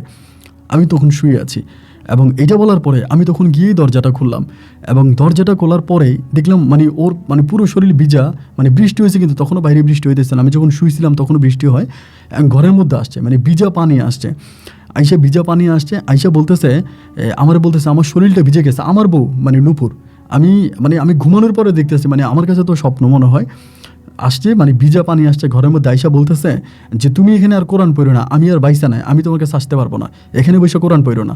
আর আমি ডুব দিছি, ডুব দিয়ে আমি উঠলাম, তুমি কই, আমার মানে উল্টাপাল্টা অনেক কথাবার্তা বলতেছে। প্রথমে বলে কোরআন পড়ো না, আমি আর বাইসা নাই, কোরআন পড়ে লাভ নাই। এর আবারও বলতেছে যে আমি ডুব দিলাম, এই ডুব দিয়ে আমি গোসল করার জন্য উঠলাম, উঠা দেখি যে আমার কাপড় নাই, তুমি আমার কাপড় নিয়ে চলে আসছো কেন। আমারে বলতেছে আমার কাপড়গুলো দাও, কাপড়গুলো দাও। আমি বললাম হ্যাঁ নাও, কাপড় নাও। এই কথা বলার পর আমি বললাম নূপুর আজকে তুমি 2 বছর ধরে নাই, আমি 2 বছর ধরে তোমার পাই না, তুমি তো ডুব দিয়ে আজকে 2 বছর নাই। আমি বলে কী বললা, এই কথা বলে আবারও বেরিয়ে গেছে। ভাই আপনি যদি বিশ্বাস করেন, বেরিয়ে যাওয়ার পরে আমি তখন লাফ দিয়ে মানে শোয়া থেকে উঠে গেছি। ওইটা আমি মানে আমার ঘুমটা ভেঙে গেছে। ওইটা আমি বলছি এটা কী হইলো, এদিক তাকাচ্ছি, ওইদিকে তাকাচ্ছি, এবং আল্লাহ সাক্ষী ঠিক ওই সময়ে আমি আমার ফ্লোরের দিকে তাকায় দেখতেছি। মানে ফ্লোর বলতে আমাদের ওই সময় পাকা ঘর ছিল না, আপনার ওই যে আপনার ধরেন মাটির যে ঘরগুলো হয় না, মানে ভিটাটা মাটি ভিটা, আর চারপাশে হচ্ছে টিন দেওয়া। তো মাটির ভিটার ভিতরে যে পা দিছে, যে এই পায়ের দাগগুলো বসে আছে। একটা মানুষ যখন তার করেন আপনার ওই যে পা ভিজে যখন মাটির মধ্যে পা রাখে, দেখবেন আপনার শুকনো মাটিতে যখন পা ভিজে পা রাখে তখন কিন্তু এখানে পাটা বসে যায়, মানে দাগটা বসে যায়। ওর দাগটা বসে আছে, এবং ওই দরজাটাও খোলা। আমি রাতে ঘুমানোর সময় দরজা লাগিয়ে ঘুমাইছি, আমার স্পষ্ট মনে আছে ঘরের দরজাটাও খোলা, ওর পায়ের ছাপগুলোও বসে আছে। আমি ওইখান থেকে নাইমা নূপুর বলে দিলাম, একটা দৌড় দিয়া আমি পুকুরের মধ্যে পড়ছি। পুকুরের মধ্যে পড়ে নূপুরে খুঁজতে শুরু করছি। এবার বৃষ্টি হইতেছে, চারদিকে মুষলধারে বৃষ্টি, এখানে কোনো মানুষ নেই, গরু নেই, কিছু নেই। আমি সারাটা রাত এই পুকুরের মধ্যে দৌড়ে। এবার সবাই আসে, লোকজনে আসে, আইসা বলতেছে কি হয়েছে। আমি বললাম যে এমন ঘটনা। সবাই বলতেছে এই বউটার জন্য পাগল হয়ে গেছে, এবং এই যেদিন রাতে নূপুর আসছিল, এরপর পরের দিনে আমি আমার বউরে খুঁজতেছি পুকুরের মধ্যে। দিনে 10টা বাজে, আমার একেবারে ছোটো যে বোন আছে মাহফুজা, আমার বোন মাহফুজা মারা গেল। আমার মাহফুজা বোনটাও মারা গেল, এবং বোনটা মারা যাওয়ার পরে আমি পাগলের মতো পুকুরের মধ্যে নূপুরকে খুঁজতেছি, এবং মাহফুজা মারা যাওয়ার প্রায় 3 মাসের মাথায়, 3 বছরের মাথায় 2018 সালের দিকে আমার মা মারা যায়। 18 সালের দিকে, 17 কি 18 আমি ঠিক সঠিক বলতে পারতেছি না, বাট 17-18 মাঝামাঝি সময় আমার সৎ মাও মারা যায়।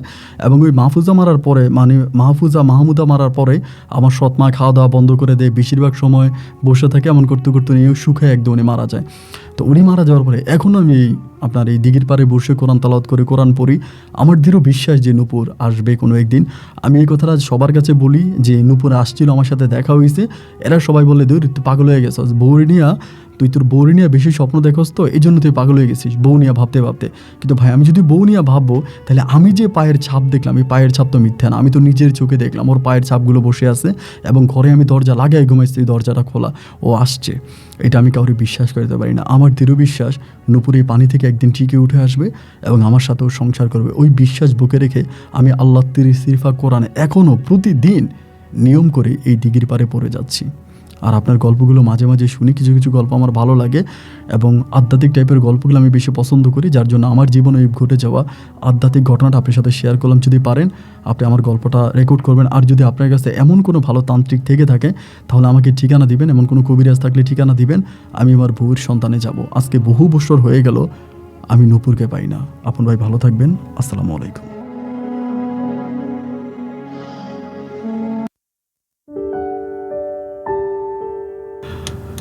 বন্ধুগণ, সবাইকে অনেক বেশি ধন্যবাদ এই পর্যন্ত নোয়াখালীর ভাই মিরাজের জীবনের গল্পটা আমার সাথে থেকে শোনার জন্য। বন্ধুগণ দেখেন, আমার এই গল্পটা লাস্টের দিকে আসার পর আমার সিরিয়াসলি অনেকটা ভয় লেগে গেছে।